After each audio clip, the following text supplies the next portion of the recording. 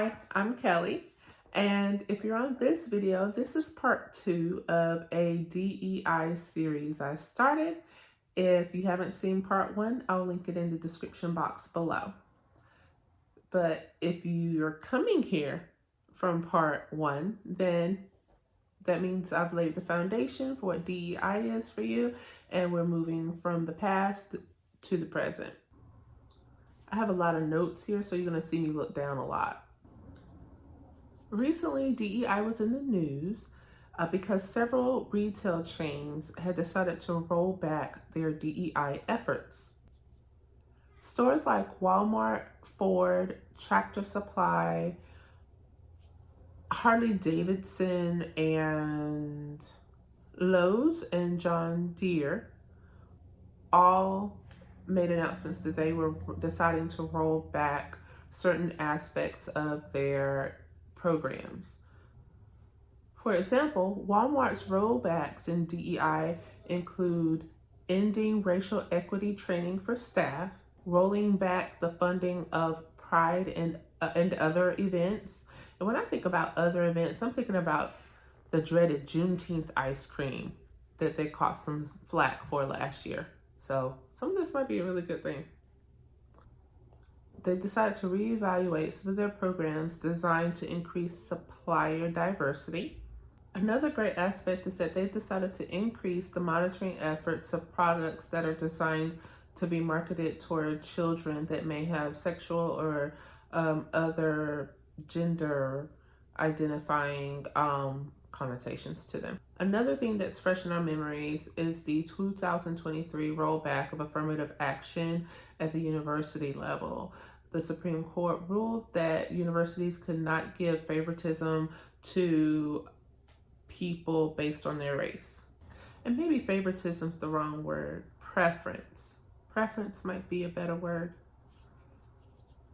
Since affirmative action's inception, it has been challenged many, many times. I recently watched a Dr. Phil episode where a young man was challenging affirmative action and DEI. And he was a young white man and he felt like he was being discriminated against. And so I'm going to actually review that in a separate video. But yeah, many, many challenges. People have sued, and from my research, some have won.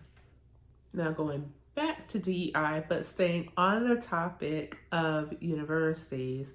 Universities are also beginning to roll back their DEI efforts. Some notable universities include the University of Michigan, Texas A&M, University of Texas at Austin, and UNC, or University of North Carolina.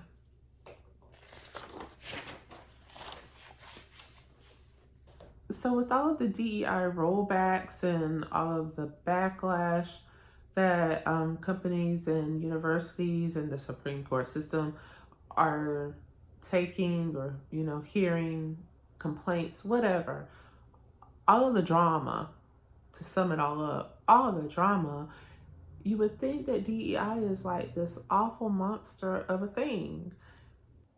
It seems that something that started as a way to help people or populations of people who are marginalized be treated right, be treated fairly, and have opportunities to get the same jobs as non-marginalized people has become something like a sea of unnecessary confusion.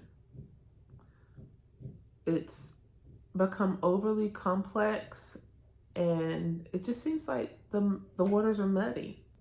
Now, this is all from an outside perspective. I'm not in the thick of it per se, but my research, everything that I've read, and then adding in my own experiences, it seems it doesn't have to be as hard as people make it.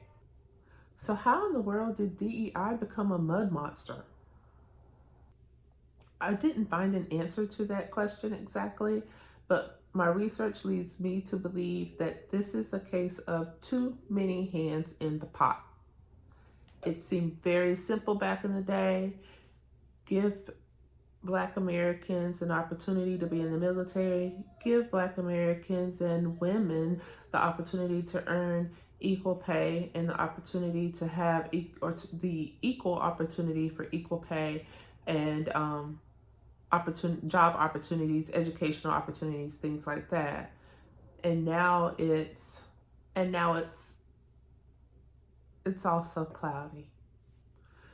And now it's become something where people are pushing their own agendas and piling on to DEI instead of finding ways to continuously improve it.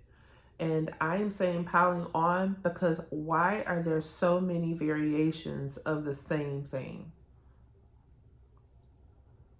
When there's too many hands in the pot, you get all these different ideas, and ideas are okay.